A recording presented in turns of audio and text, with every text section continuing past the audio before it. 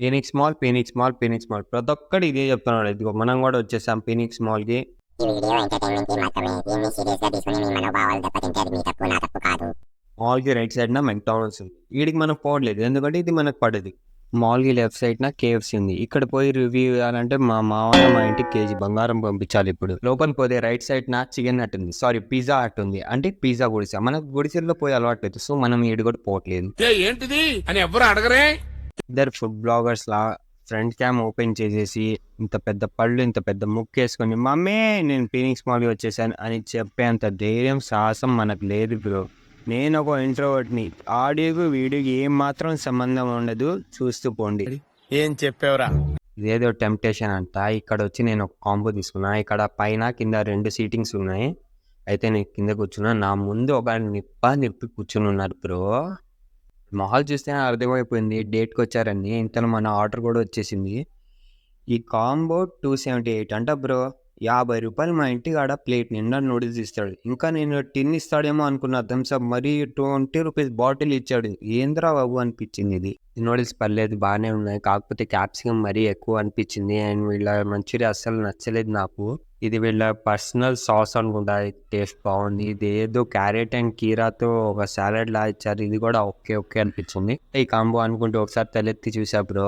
ఆ నిప్పులు ప్రపోజ్ చేసుకుని కిస్ పెట్టుకుంటూ కనిపించారు. చీ ఏం టైమింగ్ రా బాబు ఇది అనిపించింది. వాడు పోతూ ఒక లిప్ ఇచ్చాడు బ్రో నా వైపు. చిచ్చి, మీరు సిగ్గుపడకండి, చచ్చిపోవాలనిపిస్తుంది. అడిగి ఒకటే మాట చెప్పాలనుకున్నాను నేను. నీకు లేస్తుందా అసలు? నీకు లెగుస్తుందా? మరి ఎందుకురా నీకు గోమె? మూసుకొని ఇక్కడ నుంచి లేచి హ్యాంగ్అవుట్ గాడు పోయి ఒక స్పైసీ చికెన్ ర్యాప్ ఆర్డర్ ఇచ్చాను. ఈ ర్యాప్ 150 అంట బ్రో. నా 2 చేతుల కన్నా దాదాపు పెద్దగా ఉంది. దీని టేస్ట్ ఏమో ఓకే అనిపించింది. ఇక్కడ కూడా ఇంకో పత్యాపరం bro. 10 to 12 Marwadi ladies bro ఇక్కడ రీల్స్ చేస్తూ కనిపించారు.